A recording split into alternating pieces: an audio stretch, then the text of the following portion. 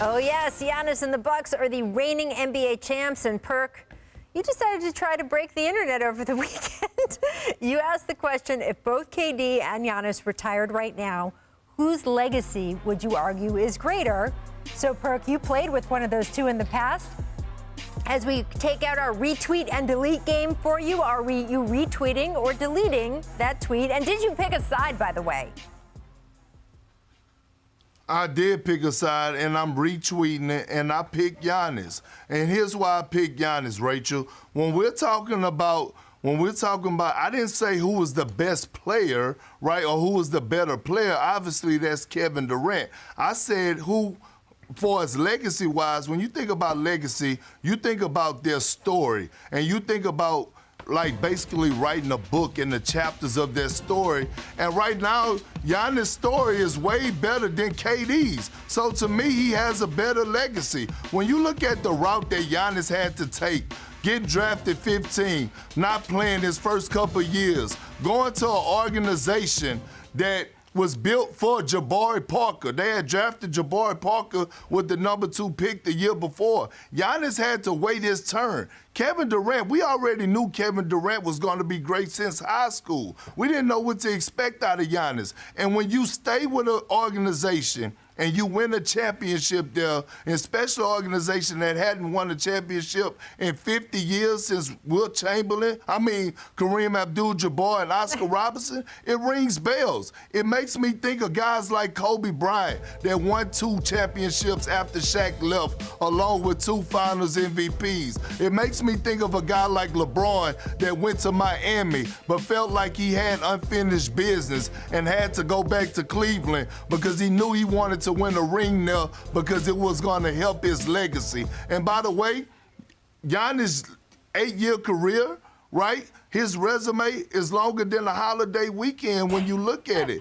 Two MVPs, a defensive player of the year along with the MVP. The only 2 other players to do that was Michael Jordan and Elijah Warren, along with winning the championship. So I'm not talking about who's the better player, but who has the better legacy. Follow that, Zach Lowe. Somewhere along the line of holiday weekends, I lost track. What's the question? What question are we trying to answer? Perk posed the question over the weekend. If they both retired today, whose legacy is more impressive, Kevin Durant or Giannis Antetokounmpo? I don't know what really legacy is anymore. We've twisted that word to mean basically anything that we want it to mean individually. But to me, with all due respect to Perk, it's Kevin Durant we're talking about, man. This is KD, 2-time Finals MVP. Before his Achilles tear, he was on pace to be the number 2 scorer maybe in the history of the NBA with good health. He's already put up a combination of points, rebounds, and assists, blocks, and steals that like 7 dudes in the entire history of the league have done. I get everything Perk is saying about Giannis. Giannis is a Hollywood movie. Giannis is you can't even write a better story than that. I don't know what legacy means. It means something different to me. I just see it. Did Perk get decapitated while we were on? Perk, are you there? Perk! The answer is Kevin Durant. It's Kevin Durant. Really, do we need to debate this? Legacy, who cares? They're both amazing. What you mean? What you mean? Zach, listen to this. Stop First of all, me. I know you're yelling at me. I got to yell back. Listen, at the end of the day, when you think about Kevin Durant was in Oklahoma City. Kevin Durant blew a 3-1 lead to the Golden State Warriors. Kevin Durant left.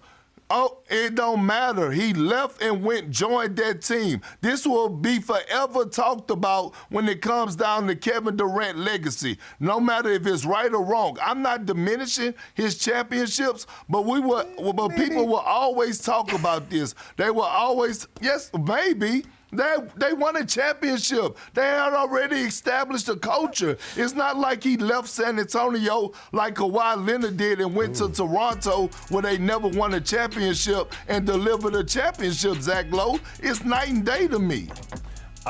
This is not diminishing anyone's legacy, reputation, standing in history, but it's weird to me.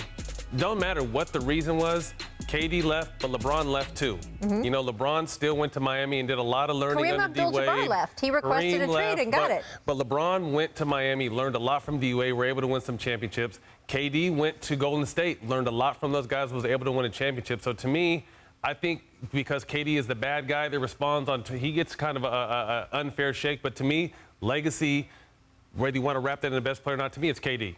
Plain and simple. I mean, to me, he's one of the greatest players to ever touch a basketball, the most efficient scorer we've ever seen.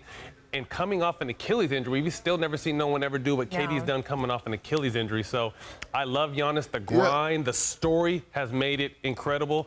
Like Dave said, this could be a Disney movie at some point because the path has been probably a little tougher. But if I'm talking about just overall legacy, who you're going to talk about in 50 years, it's definitely going to be, I think, KD over Giannis. Matt, listen to this for a second, though. I said that LeBron James went back to Cleveland. He had a choice to stay in Miami. He went back to Cleveland because he knew that winning a championship in Cleveland was going to do everything for his what? His legacy. And when we talk about Giannis, we could argue right now today that Giannis is a top 10 power forward of all time. And at the rate that Giannis is going, not even touching his prime, he's going to be 27 next year. Giannis has 6 more years at playing at this level if he stays healthy. And at the rate that he's going right now, he has a strong possibility to finish a top 2 power forward of all time right behind Tim Duncan. Well, he already has more MVPs than... But because you can argue, and I don't disagree with anything you're saying, I think the sky is the limit for Giannis. But just as you can put him in the top 10, you could put KD arguably as the #1 small forward of all time at this point. He's just KD, man. He doesn't even have a position. He's KD. Over Larry Bird? I mean, arguably. Over Larry Bird? Over Larry Bird? We have to go to break. All I will say is that neither of those gentlemen are done yet.